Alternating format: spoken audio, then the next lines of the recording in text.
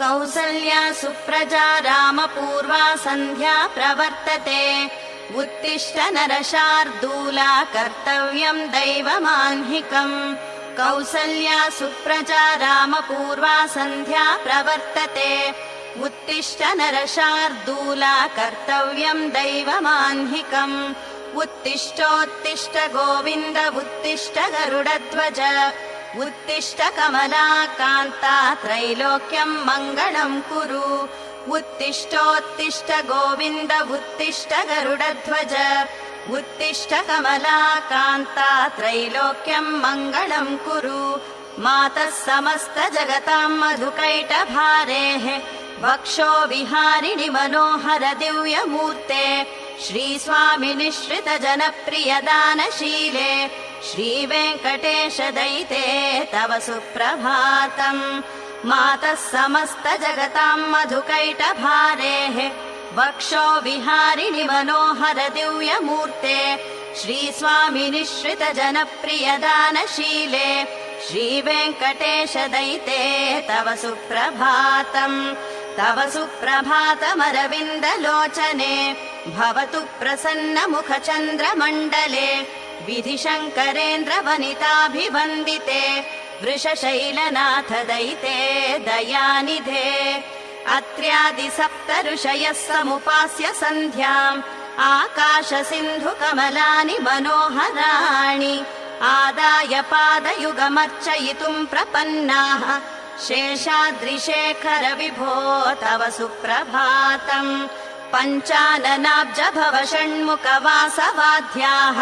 त्रैविक्रमादिचरितम् विबुधास्तुवन्ति भाषापतिः पठति वासर शुद्धिमारात् शेषाद्रिशेखर विभो तव सुप्रभातम् ईषत् प्रफुल्ल सरसीरुहनारिकेळ पूगद्रुमादिसु मनोहर पालिकानाम् आवाति मन्दमनिलः सह दिव्य गन्धैः शेषाद्रिशेखर विभो तव सुप्रभातम् उन्मील्य नेत्र युगमुत्तम पञ्जरस्थाः पात्रावशिष्ट कदली फलपायसानि भुक्त्वा सलीलमथ केळिशुकाः पठन्ति शेषाद्रिशेखर विभो तव सुप्रभातम् तन्त्री प्रकर्ष मधुरस्वनया विपञ्च्य गायत्यनन्त चरितम् तव नारदोऽपि भाषा समग्रमसकृत्कर चारुरम्यम् शेषाद्रिशेखर विभो तव सुप्रभातम् भृङ्गावली च मकरन्दरसानुविद्ध झङ्कार गीत निनदैः सह सेवनाय निर्यात्युपान्त सरसी कमलोदरेभ्यः शेषाद्रिशेखर विभो तव सुप्रभातम् योषा गणेन वरदध्नि विमत्यमाने घोषालयेषु दधिमन्थन तीव्र घोषाः रोषात् कलिम् विदधते ककुभश्च कुम्भाः शेषाद्रिशेखर विभो तव सुप्रभातम् पद्मेश मित्र शतपत्र गताळिवर्गाः हर्तुम् श्रियम् कुवलयस्य निजाङ्गलक्ष्म्या भेरी निनादमिव बिभ्रति तीव्रनादम् शेषाद्रिशेखर विभो तव सुप्रभातम् श्रीमन्नभीष्ट वरदाखिल लोकबन्धो श्री श्रीनिवास जगदेक दयैक सिन्धो श्रीदेवतागृह भुजान्तर दिव्यमूर्ते श्रीवेङ्कटाचलपते तव सुप्रभातम् श्रीमन्नभीष्ट वरदाखिल लोकबन्धो श्री श्रीनिवास जगदेक दयैक सिन्धो श्रीदेवतागृह भुजान्तर दिव्यमूर्ते श्रीवेङ्कटाचलपते तव सुप्रभातम् श्रीस्वामि पुष्करिणिकाप्लव निर्मलाङ्गाः श्रेयोर्थिनो हर विरिञ्चि सनन्दनाद्याः द्वारे वसन्ति वरवेत्र हतोत्तमाङ्गाः श्रीवेङ्कटाचलपते तव सुप्रभातम् श्रीशेषशैल गरुडाचल वेङ्कटाद्रि नारायणाद्रि वृषभाद्रि वृषाद्रि मुख्याम् आख्यां त्वदीयवसतेरनिशं वदन्ति श्रीवेङ्कटाचलपते तव सुप्रभातम् सेवापरा शिव सुरेश कृशानुधर्म रक्षोऽम्बुनाथ पवमान धनाधिनाथाः बद्धाञ्जलि प्रविलसन्निज शीर्षदेशाः श्रीवेङ्कटाचलपते तव सुप्रभातम्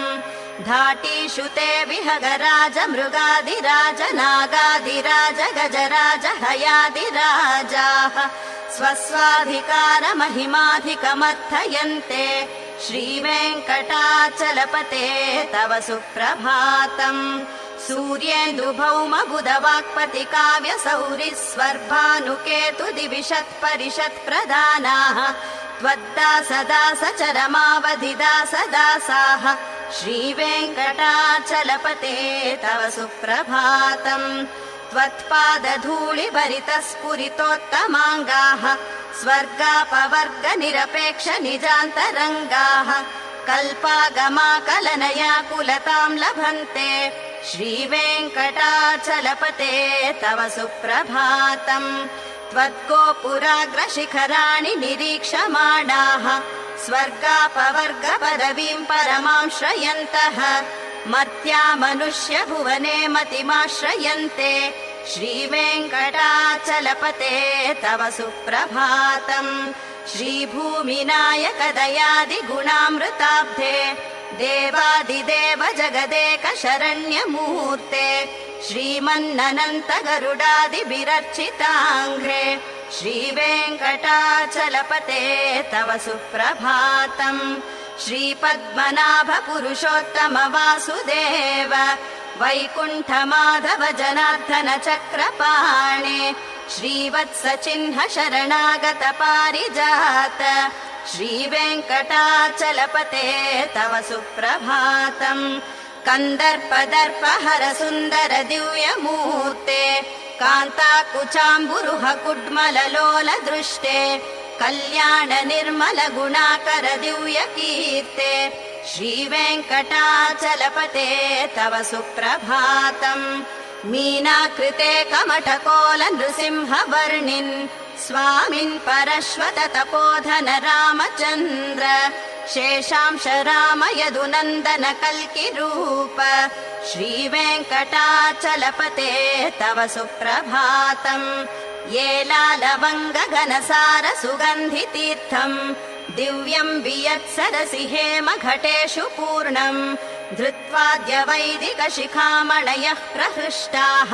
तिष्ठन्ति वेङ्कटपते तव सुप्रभातम् भास्वानुदेति विकचानि सरोरुहाणि सम्पूरयन्ति निनदैः ककुभो विहङ्गाः श्रीवैष्णवाः सततमर्थितमङ्गलास्ते धामाश्रयन्ति तव वेङ्कट सुप्रभातम् ब्रह्मादयः सुरवराः समहर्षयस्ते सन्तः सनन्दन मुखास्तव योगिवर्याः धामान्तिके तव हि मङ्गलवस्तु हस्ताः श्रीवेङ्कटाचलपते तव सुप्रभातम् लक्ष्मीनिवास निरवद्य गुणैक सिन्धो संसार सागर समुत्तरणैकसेतो वेदान्त वेद्य निज वैभव भक्त भोग्य श्रीवेङ्कटाचलपते तव सुप्रभातम् लक्ष्मीनिवास निरवद्य गुणैक सिन्धो संसार सागर समुत्तरणैकसेतो वेदान्त वेद्य निज वैभव भक्त भोग्य श्रीवेङ्कटाचलपते तव सुप्रभातम् इत्थम् वृषाचलपतेरिह सुप्रभातम् ये मानवाः प्रतिदिनम् पठितुम् प्रवृत्ताः तेषाम् प्रभात समये स्मृतिरङ्गभाजाम् प्रज्ञाम् परार्थ सुलभाम् परमाम् प्रसूते इत्थम् वृषाचलपतेरिह सुप्रभातम् ये मानवाः प्रतिदिनम् पठितुम् प्रवृत्ताः तेषाम् प्रभात समये स्मृतिरङ्गभाजाम् प्रज्ञाम् परार्थ सुलभाम् परमाम् प्रसूते कमलाकुचूचुककुङ्कुमतो नियतारुणितातुलनीलतनो कमलायतलोचनलोकपते विजयी भव वेङ्कटशैलपते कमलाकुचूचुककुङ्कुमतो नियतारुणितातुलनीलतनो कमलायतलोचनलोकपते विजयी भव वेङ्कटशैलपते स चतुर्मुख षण्मुख पञ्चमुख प्रमुखाखिल दैवतमौलिमणे शरणागत वत्सल शौर्यनिधे परिपालय मां वृषशैलपते अतिवेलतया तव दुर्विषहैरनुवेलकृतैरपराधशतैः भरितं त्वरितं वृषशैलपते परया कृपया परिपाहि हरे अधिवेङ्कटशैलमुदारमते जनताभिमताधिकदानरतात् परदेवतया गदितान्निगमै कमलादयितान्न परं कलये कलवेणुरवावशगोपवधूशतकोटिवृतात् स्मरकोटिसमात् प्रतिवल्लविकाभिमतात् सुखदात् वसुदेवसुतान्न परं कलये अभिरामगुणाकरदाशरथे जगदेकधनुर्धर धीरमते रघुनायक राम रमेश विभो वरदो भवदेव दया जलधे अवनीलनया कमनीयकरं रजनीकर चारुमुखाम्बुरुहम् रजनीचर राजतमो मिहिरं महनीयमहं रघुराममये सुमुखं सुहृदं सुलभं सुखदं स्वनुजं च सुखाय ममोघशरम् अपहाय रघुद्वहमन्यमहं न कथञ्चन कञ्चन जातु भजे विना वेङ्कटेशं ननाथो ननाथः सदा वेङ्कटेशं स्मरामि स्मरामि हरे वेङ्कटेश प्रसीद प्रसीद प्रियं वेङ्कटेश प्रयच्छ प्रयच्छ विना वेङ्कटेशं ननाथो ननाथः सदा वेङ्कटेशं स्मरामि स्मरामि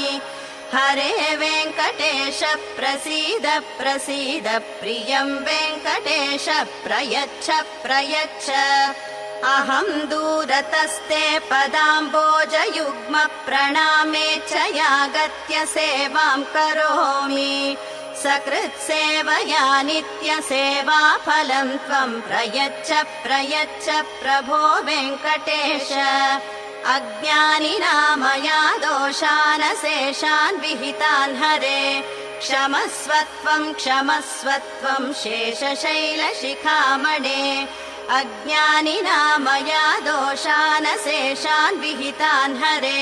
क्षमस्वत्वं शेषशैलशिखामणे ईशानां जगतोऽस्य वेङ्कटपते विष्णो परां प्रेयसीम् तद्वक्षस्थलनित्यवासरसिकां तत्क्षान्तिसंवर्धिनीं पद्मालङ्कृतपाणिपल्लवयुगां पद्मासनस्थां श्रियम्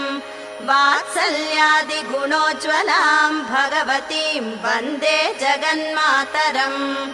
ईशानां जगतोऽस्य वेङ्कटपतेर्विष्णो परां प्रेयसीम् तद्वक्षस्थलनित्यवासरसिकां तत्क्षान्तिसंवर्धिनीं पद्मालङ्कृतपाणिपल्लवयुगां पद्मासनस्थां श्रियम् वात्सल्यादिगुणोज्ज्वलां भगवतीं वन्दे जगन्मातरम् श्रीमन्कृपाजलनिधे कृत सर्वलोक सर्वज्ञ शक्तनत वत्सल सर्वशेषिन् स्वामिन् सुशील सुलभाश्रित पारिजात श्रीवेङ्कटेश चरणौ शरणं प्रपद्ये श्रीमन्कृपाजलनिधे कृत सर्वलोक सर्वज्ञ शक्तनत वत्सल सर्वशेषिन् स्वामिन् सुशील सुलभाश्रित पारिजात श्रीवेङ्कटेश चरणौ शरणं प्रपद्ये आनूपुरार्पित सुजात सुगन्धि पुष्प सौरभ्य सौरभकरौ समसन्निवेशौ सौम्यौ सदानुभवनेऽपि नवानुभाव्यौ श्रीवेङ्कटेश चरणौ शरणं प्रपद्ये सद्यो विकासि समुदित्वर सान्द्र राग सौरभ्य निर्भर सरोरुह साम्यवार्ताम् सम्यक्षु साहसपदेषु विलेखयन्तौ श्रीवेङ्कटेश चरणौ शरणं प्रपद्ये रेखामय ध्वज सुधा कलशात पत्र वज्राङ्कुशाम्बुरुह कल्पक शङ्ख चक्रैः भव्यैरलङ्कृत तलौ परतत्त्व चिह्नैः श्रीवेङ्कटेश चरणौ शरणं प्रपद्ये ताम्रोदरद्युति पराजित पद्मरागौ बाह्यैर्महोभिरविभूत महेन्द्र नीलौ उद्यन्नकांशु विरुदस्त शशाङ्क भासौ श्रीवेङ्कटेश चरणौ शरणं प्रपद्ये सप्रेम भीति कमलाकर पल्लवाभ्याम् संवाहनेऽपि सपदि क्लममाददानौ कान्ताववाङ्मनस गोचर सौकुमार्यौ श्रीवेङ्कटेश चरणौ शरणं प्रपद्ये लक्ष्मी महीतदनुरूप निजानुभाव नीलादि दिव्य महिषीकर पल्लवानाम् आरुण्य संक्रमणतः किल सान्द्र रागौ श्रीवेङ्कटेश चरणौ शरणं प्रपद्ये नित्यानमद्विरि शिवादि किरीट कोटि प्रत्युक्त दीप्त नवरत्न महः प्ररोहैः नीराजना विधि मुदारमुपाददानौ श्रीवेङ्कटेश चरणौ शरणं प्रपद्ये विष्णो पदे परम इत्युदित प्रशंसौ यौ मध्ववुत्स इति भोग्यतयाप्युपातौ भूयस्ततेति तव पाणितल प्रदिष्टौ श्रीवेङ्कटेश चरणौ शरणं प्रपद्ये पार्थाय तत्सदृश सारथिना त्वयैव यौ दर्शितौ स्वचरणौ शरणं व्रजेति भूयोऽपि मह्यमिह तौ करदर्शितौ ते श्रीवेङ्कटेश चरणौ शरणं प्रपद्ये मन्मूर्ध्निकाळियपणे विकटाटवीषु श्रीवेङ्कटाद्रिशिखरे शिरसि श्रुतीनाम् चित्तेऽप्यनन्य मनसां सममाहितौ ते श्रीवेङ्कटेश चरणौ शरणं प्रपद्ये अम्लान हृष्यदवनीतल पुष्टौ श्रीवेङ्कटाद्रिशिखराभरणायमानौ आनन्दताखिल मनोनयनौ तवैतौ श्रीवेङ्कटेश चरणौ शरणं प्रपद्ये प्रायः प्रपन्न जनता प्रथमावगाह्यौ मातुस्तनाविव शिशोरमृतायमानौ प्राप्तौ परस्पर तुलामतुलान्तरौ ते श्रीवेङ्कटेश चरणौ शरणं प्रपद्ये सत्त्वोत्तरैः सतत सेव्य पदाम्बुजेन संसार तारक दयार्द्रदृगञ्चलेन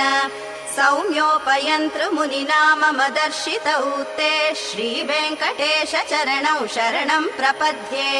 सत्त्वोत्तरैः सतत सेव्य पदाम्बुजेन संसार तारक दयार्द्रदृगञ्चलेन सौम्योपयन्तृमुनिना मम दर्शितौ ते श्रीवेङ्कटेश चरणौ शरणं प्रपद्ये श्रीशश्रिया घटिकया त्वदुपाय भावे प्राप्ये त्वयि स्वयमुपेयतया स्फुरन्त्या नित्याश्रिताय निरवद्य गुणाय तुभ्यं स्यां किङ्करो वृषगिरीश न जातु मह्यम् श्रीशश्रिया घटिकया त्वदुपाय भावे प्राप्ये त्वयि स्वयमुपेयतया स्फुरन्त्या नित्याश्रिताय निरवद्य गुणाय तुभ्यं स्यां किङ्करो वृषगिरीश न जातु मह्यम् श्रियः कान्ताय कल्याण निधये निधयेऽर्थिनाम् श्रीवेङ्कटनिवासाय श्रीनिवासाय मङ्गलम्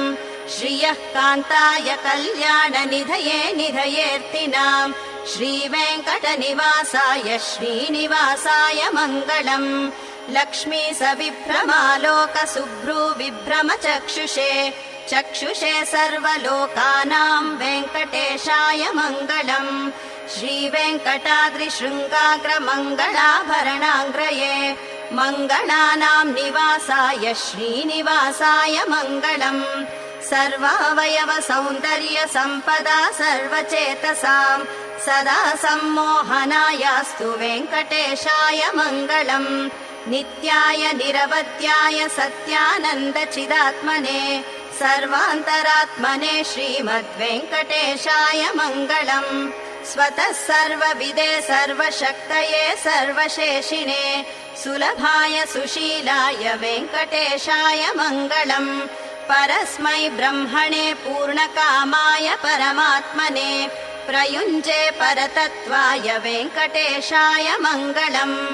आकालतत्त्वमश्रान्तमात्मनामनुपश्यताम् अतृप्तमृतरूपाय वेङ्कटेशाय मङ्गलम् प्रायस्वचरणौ पुंसां शरण्यत्वेन पाणिना कृपया दिशते श्रीमद्वेङ्कटेशाय मङ्गलम् दयामृततरङ्गिण्यास्तरङ्गैरिव शीतलैः अपाङ्गैः सिञ्चते विश्वं वेङ्कटेशाय मङ्गलम् स्रग्भूषाम्बरहेतीनां सुषमावहमूर्तये सर्वार्तिशमनायास्तु वेङ्कटेशाय मङ्गलम् श्रीवैकुण्ठविरक्ताय स्वामि पुष्करिणीतटे रमया रममाणाय वेङ्कटेशाय मङ्गलम् श्रीवैकुण्ठविरक्ताय स्वामि पुष्करिणीतटे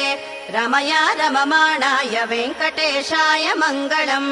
श्रीमत्सुन्दरजामातृमुनिमानसवासिने सर्वलोकनिवासाय श्रीनिवासाय मङ्गलम् मङ्गलाशासनपरैर्मदाचार्य पुरोगमैः सर्वैश्च पूर्वैराचार्यैः सत्कृतायास्तु मङ्गलम्।